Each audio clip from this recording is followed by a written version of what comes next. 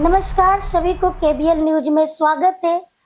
तो आज हमारे साथ है राष्ट्रीय सैनिक संस्थान एवं पूर्व के सैनिक एकता मंच के बिहार के अध्यक्ष जी अरुण फौजी जी, आपका स्वागत है। Thank you.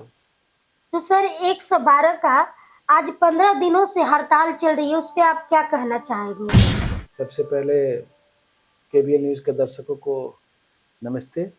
बहुत आभार प्रकट करते हैं कि आप लोगों ने 112 पे ऐसा सवाल किया है। मैं जानता हूं, मैं समझता हूं कि 112 एक ऐसा बिहार का योजना है जो पूरे प्रदेश में 112 डायल के जितने भी गाड़ियां हैं उसके चालक पूर्व सैनिक है।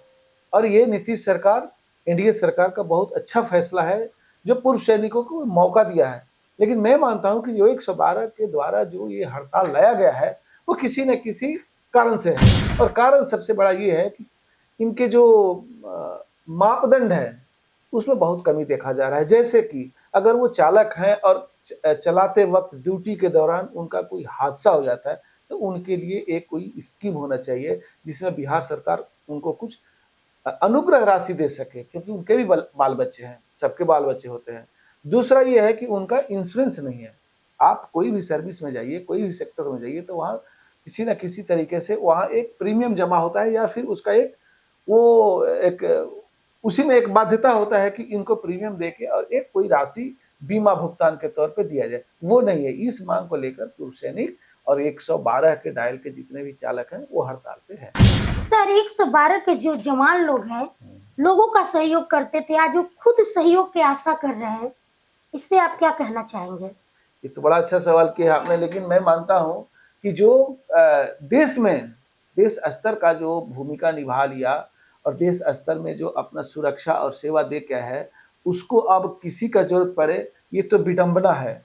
सरकार से मैं आग्रह करता हूं कि आप जल्दी से जल्दी हमारे पूर्व सैनिक भाइयों का जो भी कष्ट पीड़ा है उसको जल्दी से जल्दी खत्म करने का प्रयास करिए। आपके हाथ में बहुत कुछ है, आप इसको कर सकते हैं और आप उसके लायक भी हैं। और आपके अंदर वो जज्बा जुनून है कि पूर्व सैनिकों को देखने के लिए आप लोग भी काफी आगे बढ़ चढ़ के हिस्सा लेते हैं। एनडीए सरकार एक अच्छा मापदंड है हम लोग के लिए, पूर्व सैनिकों के लिए। मैं चाहता हूं कि उस पर एनडीए सरकार खरी उतरे और इनके समस्याओं का समाधान करे। और जैसा कि आपने कहा कि ये खुद के किसी से आशा करें, तो आशा तो बना ही रहता है, ये जीवन है, आशा बना रहता है।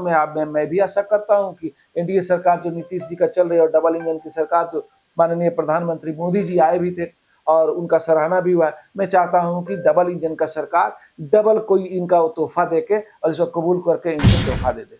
तो सर आपकी मांग को अगर पूरी नहीं की जाती है तो आप क्या करिएगा?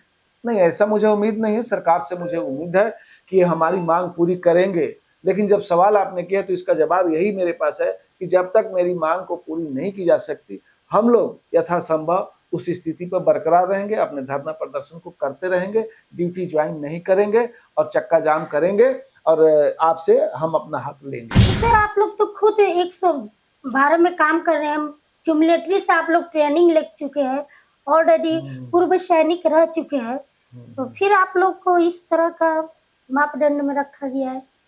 मापदंड में रखा है, हमारी भी कुछ बाध्यता है, सरकार की भी कुछ बाध्यता है। लेकिन हम जब देश की सुरक्षा करते हैं तो वो एक विषय अलग है। विषय क्या, वहाँ बॉर्डर का ज्यादा इलाका है।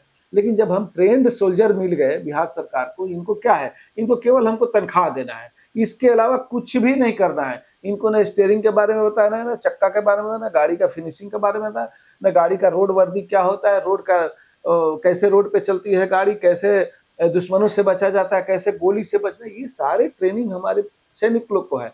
और ये ट्रेनिंग सैनिक प्राप्त जब बिहार को मिले हैं तो इनको तो कोई खर्चा नहीं है, केवल काम करवाना है, उसका बदले पैसे देना है। नहीं तो इसी काम के लिए अगर पुलिस में भर्ती किया जाए तो एक पुलिस चालक अगर भर्ती किया तो पुलिस को पहले भर्ती प्रक्रिया में गुजरना होगा। इनको भर्ती करने के लिए करोड़ों रुपया लग जाएगा, फिर रिजल्ट देने के लिए करोड़ों लग जाएगा, फिर ट्रेनिंग के लिए अरबों लग जाएगा पैसा। तो ये सारा पैसा तो इनका बच ही रहा है, इनका लग कहाँ रहा है। इनको तो केवल आओ और स्टीयरिंग पकड़ो, ड्यूटी करो। अब ऐसा मौका कहाँ मिलेगा? ये तो बिहार सरकार के लिए और पूर्व सैनिक दोनों के लिए ये अपने अपने जगह पे अवसर है। इस अवसर को मैं चाहता हूं कि बिहार सरकार अच्छा से ले और हमारे पूर्व सैनिकों का जो मांग है उसको पूरा करे। मैं यही नीतीश सरकार से, एनडीए सरकार से, भारतीय जनता पार्टी के सम्राट चौधरी जी से, विजय सिन्हा जी से आग्रह करता हूं कि आप हमारे पूर्व सैनिकों के ऊपर ध्यान दीजिए, क्योंकि सम्राट चौधरी जी खुद पूर्व सैनिक के बेटा है और विजय सिन्हा के परिवार में भी सैनिक लोग हैं। इसलिए मैं आशा करता हूं कि मेरी बातों को वो लोग जानेंगे और मेरी बात को समझ के आगे का कार्रवाई हमारे